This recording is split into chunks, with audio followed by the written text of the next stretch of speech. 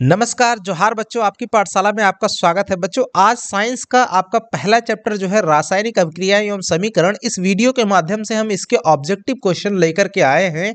इसमें हम लोग पूरा 15 क्वेश्चन का ऑब्जेक्टिव आपका बनाएंगे और काफ़ी डिटेल्ड में आपको समझाते हुए भी चलेंगे। और मैं गारंटी के साथ कह सकता हूँ कि आपको इसमें काफ़ी कुछ नया सीखने को मिलेगा। अगर बेशक आप पढ़े हुए हैं फिर भी आप इसमें कुछ नया सीख कर जाएंगे। तो बने रहिएगा वीडियो के अंत तक। ज़्यादा बड़ा वीडियो नहीं होगा, छोटा ही वीडियो रहेगा।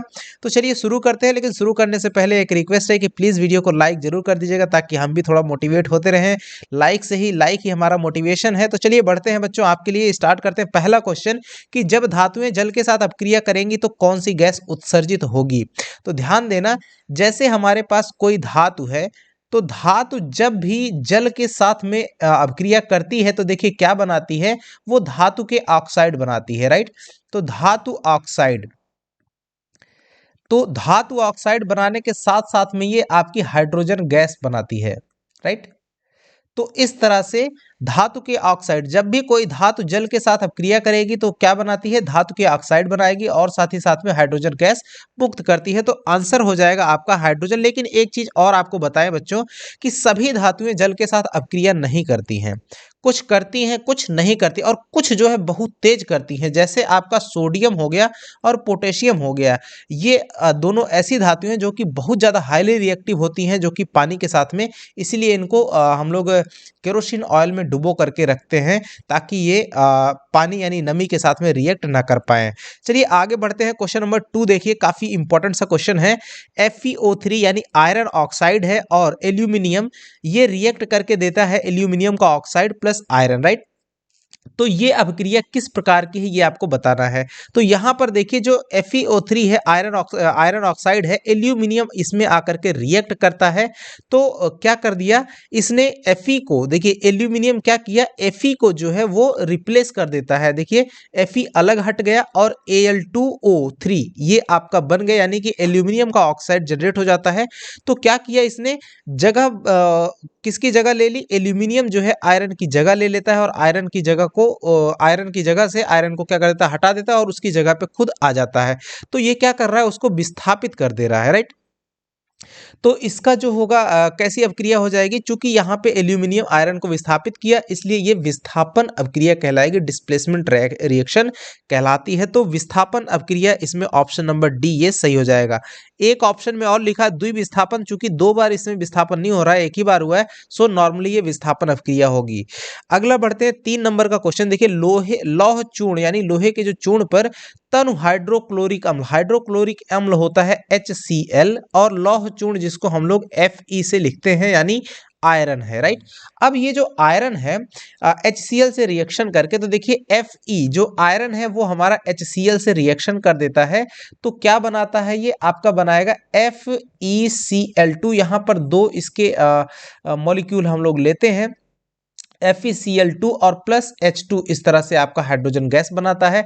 तो यहाँ पे आपने क्या देखा कि अम्ल डालने से क्या होता है, तो ये रिएक्शन आपका होता है और इस रिएक्शन में आपका हाइड्रोजन गैस तैयार होती है और साथ ही साथ में FeCl2 यानी आयरन क्लोराइड भी बनता है। तो हम लोग क्या लिखेंगे कि हाइड्रोजन गैस और आयरन क्लोराइड ये चीज आपकी बनती है। कब बनती है, जब हम लौह चूर्ण पर तनु हाइड्रोक्लोरिक अम्ल डालते हैं तब, राइट। अब अगला क्वेश्चन है, श्वसन किस प्रकार की अभिक्रिया है। तो श्वसन उपचयन अभिक्रिया है, राइट डियर, क्योंकि ग्लूकोज जो है ऑक्सीजन से रिएक्ट करता है। तो जब भी कोई चीज जो है ऑक्सीजन के साथ संयोग में आएगा तो उस अभिक्रिया को हम लोग उपचयन कहते हैं, राइट। बढ़ते हैं अगले क्वेश्चन की तरफ, 5 नंबर क्वेश्चन। और साथ ही साथ में एक चीज और है, उपचयन के दौरान इसमें काफी मात्रा में एनर्जी रिलीज होती है, यानी ऊष्मा हीट भी जनरेट होता है। तो इस वजह से ये ऊष्मा शोषी नहीं, ऊष्मा छेपी अभिक्रिया है, राइट। यानी इसमें ऊष्मा का भी उत्सर्जन होता है। तो ये मोस्टली जो है अगर इसमें ऊष्मा छेपी अभिक्रिया ऑप्शन में देता है तो वो आपका बेटर रहेगा। हाँ, लेकिन फर्स्टली उपचयन प्रोसेस में ही जो है वो आपकी ऊष्मा जनरेट होती है। सो इसको हम लोग ऊष्मा छेपी अभिक्रिया भी कह सकते हैं। तो कैसी, उपचयन भी अभिक्रिया कहलाती है और ऊष्मा छेपी भी होती है। तो जैसा ऑप्शन रहेगा वैसा आप क्लिक करिएगा।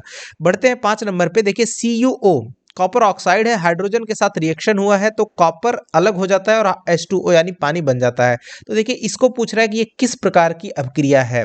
तो यहाँ पर देखना CuO जो कॉपर ऑक्साइड है ये जो है रिएक्ट होकर के इससे देखिए अलग हो जा रहा है। यहाँ कॉपर अलग हो जा रहा है यानी कॉपर से कौन ऑक्सीजन जो है वो हट जा रहा है, हाइड्रोजन के साथ जुड़ जा रहा है। तो कॉपर से हाइड्रोजन अलग हुआ, इसका मतलब है ऑक्सीजन जब भी किसी तत्व से अलग होता है तो इसका मतलब क्या हो जा रहा है, अपचयन होता है। उस पदार्थ का क्या होगा, अपचयन होगा। तो ये जब किसी रिएक्शन में आपका अपचयन हो रहा है किसी पदार्थ का, तो वो रिएक्शन भी कहलाता है आपका अपचयन अपक्रिया। तो ऑप्शन क्या हो जाएगा, बी आपका सही हो जाएगा, अपचयन अपक्रिया है ये, अपचयन अपक्रिया का उदाहरण। क्वेश्चन नंबर 6 देखिए, कह रहा है इलेक्ट्रॉन के स्थानांतरण से बने यौगिक क्या कहलाते हैं। जैसे देखिए सोडियम है, सोडियम का क्या होता है, परमाणु क्रमांक 11 होता है, तो 2 8 1 इसका आपका बन जाएगा। नॉर्मली ये क्या कैसा बनाता है, सोडियम एक इलेक्ट्रॉन को क्या कर देता है, आपका त्याग देता है। तो यहाँ पे 1 इलेक्ट्रॉन त्यागेगा तो ये आपका Na और प्लस बना देता है, राइट। अब यहाँ पे क्या हुआ, ये एक्चुअली निकालता है यहाँ पे। सो यहाँ पे ये बना देगा Na+, और इसी तरीके से आपका जैसे Cl है, क्लोरीन है, आपका 17 परमाणु क्रमांक होता है, 2, 8, 7 होता है, तो ये आपका क्लोरीन माइनस जनरेट करता है। Cl- और Na+ इस तरह से जनरेट होता है। देखिए अब जब ये जो है Cl- और Na+ ये दोनों जब मिलते हैं आपके, तो आपका बनाता है NaCl, राइट। ये इस तरह से, तो ये जो यौगिक इसको हम लोग जान रहे हैं, बड़ा पॉपुलर सा यौगिक है जिसको नमक कहते हैं। तो ये हमारा जो बनता है इसको हम लोग कहते हैं वैद्युत संयोजी यौगिक, राइट। तो आंसर क्या हो जाएगा, वैद्युत संयोजी यौगिक कहलाएंगे। अगला है देखिए क्वेश्चन नंबर 7 में कि नीचे दी गई अभिक्रिया में कौन सा कथन सही है। देखिए कॉपर है और ऑक्सीजन के साथ रिएक्ट करके ये जुड़ करके कॉपर ऑक्साइड बना दे रहा है, तो ऑक्सीजन के साथ संयोग होता है, इसका मतलब है कॉपर का ऑक्सीजन के साथ संयोग हो रहा है, जुड़ रहा है, इसका मतलब कॉपर का क्या रहा है, ऑक्सीकरण हो रहा है, राइट। तो कॉपर का ऑक्सीकरण हो रहा है। अगर कॉपर से देखिए कॉपर ऑक्साइड से ऑक्सीजन अलग हो रहा होता तो कॉपर का क्या हो जाता है, अपचयन या अवकरण हो जाता। तो ऑप्शन ए इसका सही हो जाएगा। आगे बढ़ते हैं, सिल्वर क्लोराइड का रंग क्या होता है। सिल्वर क्लोराइड का जो फॉर्मूला होता है बच्चों वो होता है AgCl, राइट, AgCl। और ये AgCl जो तत्व होता है इसका जो कलर होता है आपका वो सफेद होता है। तो AgCl जो सिल्वर क्लोराइड होता है वो सफेद कलर का यानी श्वेत कलर का होता है।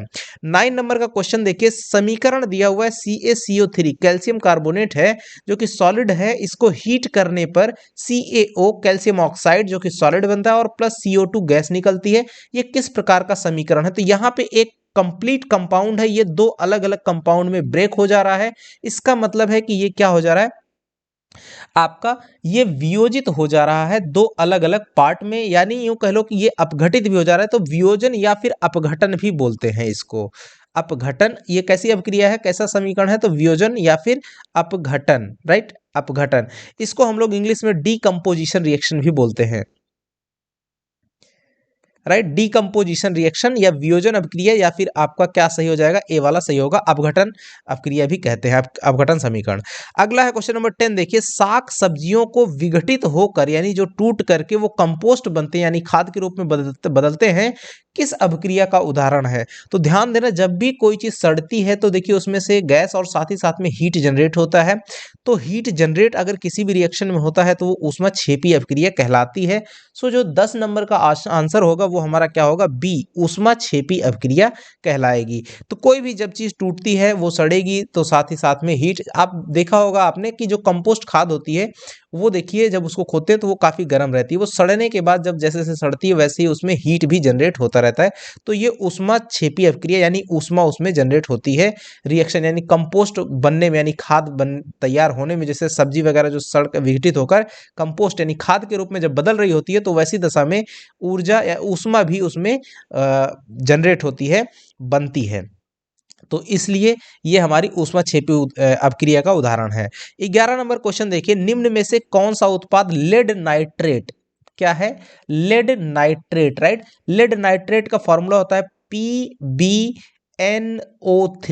राइट, PbNO3 का होल ट्वाइस। अब यहां पर इसको जब क्या कर दिया गया, गर्म कर दिया गया। इसने क्या कहा, इसको गर्म करने पर क्या प्राप्त होगा। तो एक्चुअली क्या बनता है, PbO लेड ऑक्साइड बनेगा। ये क्या है आपका, lead oxide, lead oxide, right. Lead oxide plus आपका बनता है NO2, NO2 ये इसको बोलते हैं नाइट्रोजन डाइऑक्साइड, राइट। ये क्या है आपका nitrogen dioxide, right. Nitrogen dioxide और प्लस आपका जो बन जाता है वो बनता है ऑक्सीजन O2। अब जरा इसको बैलेंस कर दीजिएगा तो यहाँ पर 2 लगाइए और यहाँ पर 2 और इसको 4 कर दीजिएगा तो ये इक्वेशन अब आपका बैलेंस हो जाता है। देखिए, और ये जो इक्वेशन है आपका बैलेंस इक्वेशन बन गया है। और ये जो रिएक्शन होता है, इस रिएक्शन के दौरान इसने क्या कहा कि लेड नाइट्रोट को जब गर्म करते हैं तो क्या मिलता है, तो देखिए यहाँ पे हमको एक लेड ऑक्साइड मिलता है, साथ ही साथ में नाइट्रोजन डाइऑक्साइड और ये जो है आपका लास्ट में ऑक्सीजन मिलता है, ऑक्सीजन, राइट, ऑक्सीजन गैस। तो ये 3 चीजें मिलती हैं। तो इसमें से इसने क्या कहा कि क्या क्या मिलता है, ऑप्शन में O2 जो कि गलत होगा, NO2 सिर्फ मिलता है, गलत है, NO2 और N2, राइट। तो ये एक्चुअली नाइट्रोजन डाइऑक्साइड के साथ में N2 लिखा है, ये भी गलत हो जाएगा। तो NO2 और O2 ये करेक्ट है, आप देख पा रहे होंगे यहाँ से ये चीज मिलती है। तो NO2 और O2 ये आपका डी ऑप्शन सही हो जाएगा बच्चों। तो अब बढ़ते हैं 12 नंबर का क्वेश्चन की तरफ। देखिए निम्न में से कौन सही है, निम्न में से कौन सा सही है, तो ये देखिए Na2CO3 इंटू 5H2O ये गलत है, ये सही वाला है। दूसरा ये भी गलत है, ये भी गलत है। एक्चुअली ये जो 2 नंबर में लिखा हुआ है ये क्या है आपका, ये आपका सोडियम कार्बोनेट है, या हम लोग इसको ऐसे भी बोलते हैं कि सोडियम कार्बोनेट जो है इसको हम लोग धावन सोडा भी बोलते हैं, राइट। ये इसका नाम क्या है, धावन सोडा, धावन सोडा वॉशिंग पाउडर, राइट, धावन सोडा, या फिर हम लोग क्या बोलते हैं sodium carbonate, sodium carbonate, sodium carbonate. इसको कभी कभी हाइड्रेट सोडियम कार्बोनेट भी बोला जाता है। तो आंसर क्या हो जाएगा, बी वाला आपका सही हो जाएगा। अगला है 13 नंबर, लोहा यानी आयरन Fe से जो जिंक है Zn इसको लेपित करने की जो क्रिया कहलाती है उसको गैल्वेनाइजेशन कहते हैं, यानी गैल्वेनीकरण। यानी इसको क्या करने से लोहे के ऊपर एक परत चढ़ा दी जाती है जिंक की, राइट। जो लोहा होता है उसके ऊपर जिंक की एक परत चढ़ा दी जाती है जिससे जो है लोहा संक्षारित ना हो, यानी कि लोहे में जंग ना लगे, उसको बचाने के लिए। तो इस प्रोसेस को बोलते हैं हम लोग गैल्वेनीकरण, राइट, गैल्वेनीकरण, गैल्वेनाइजेशन इंग्लिश में बोलते हैं। अगला क्वेश्चन है 14 नंबर, देखिए जस्ता तथा तनु हाइड्रोक्लोरिक अम्ल, हाइड्रोक्लोरिक अम्ल होता है HCl और जस्ता होता है आपका Zn, राइट। तो Zn जो होता है जस्ता, यहां पे देखिए जो जस्ता है Zn वो क्या होगा कि HCl के साथ में जब रिएक्ट करता है, राइट, तो Zn आपका जब HCl के साथ रिएक्ट करेगा तो क्या बनाता है, ये आपका ZnCl2 बनाएगा। अब यहाँ पे 2 HCl लेंगे तो ये रिएक्शन आपका कंप्लीट होता है और साथ ही साथ में हाइड्रोजन गैस भी यहाँ जनरेट होती है, राइट। तो Zn प्लस 2 HCl ये दे देता है ZnCl2 और H2, यानी ये हो गया जिंक क्लोराइड, राइट, और जिंक क्लोराइड बना दिया और साथ ही साथ में हाइड्रोजन गैस बनाता है। तो इसने पूछा है अपक्रिया के फलस्वरूप निम्न में से कौन सी गैस बनती है, तो क्या कौन सी गैस बनती है, हाइड्रोजन गैस बनती है यहाँ पर बच्चों। तो hydrogen gas option number C में है, ये आपका सही हो जाएगा। अगला क्वेश्चन है देखिए 15 नंबर का।